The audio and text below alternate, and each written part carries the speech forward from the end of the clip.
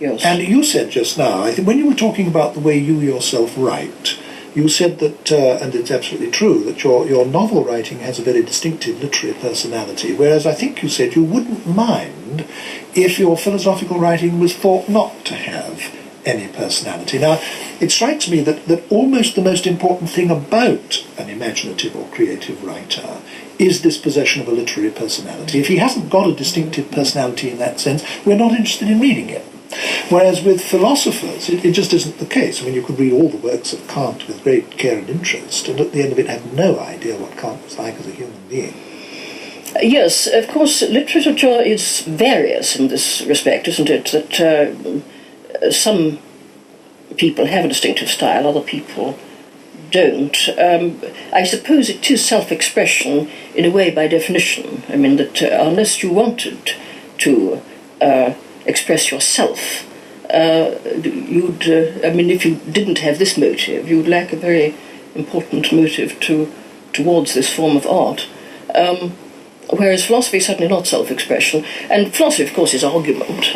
And you can say, well, is the conclusion true, or is the argument valid? I found, when talking to friends of mine who may be very intelligent and very well educated but don't know much about philosophy, I find they often express the assumption that philosophy is a branch of literature, that a philosopher is somehow expressing a personal view of the world in the way that a poet might be or a novelist might be. And it's not always easy to explain briefly why this is not so.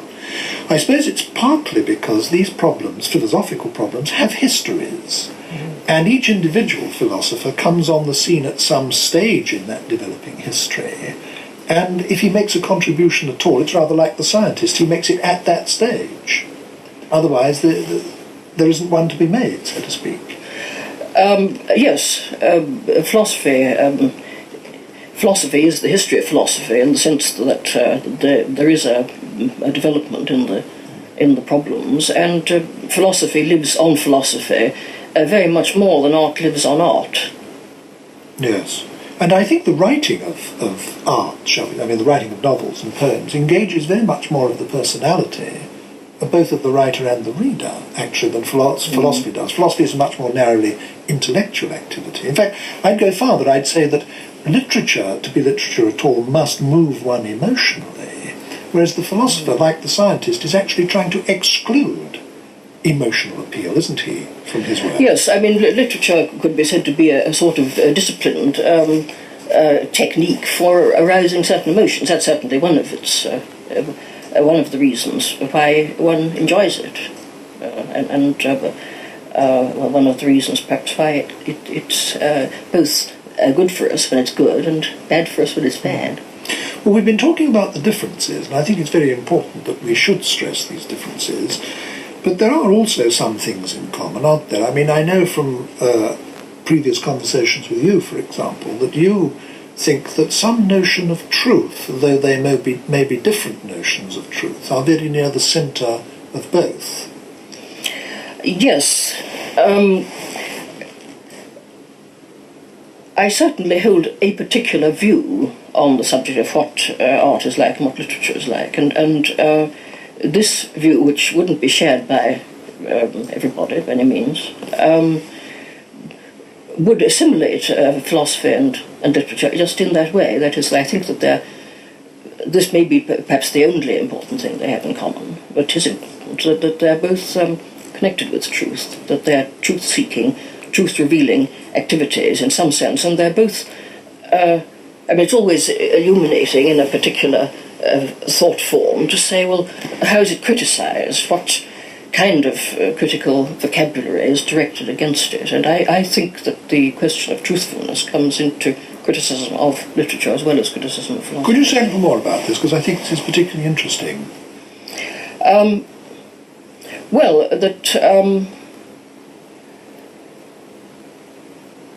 If one thinks of the kinds of things that we say about literature from a critical point of view, we often condemn it for being sentimental or for being fantastic in a bad sense. Let's establish, say, a contrast between imagination and fantasy, with imagination being thought of as a good creative power, and fantasy as a sort of private self-consolation, so that fantasy is bad, imagination is good. I think both philosopher and writer have to face a conflict between imagination and fantasy in themselves. But of course philosophy is an imaginative activity, and if one thinks of the great philosophers, they're very often picture makers. They're people who produce enormous metaphors and pictures to explain things. And the intrusion of any kind of personal fantasy is obviously out of place there. But I think it's an even greater a conflict for the writer, because creative imagination and personal fantasy are awfully close in relation to fiction.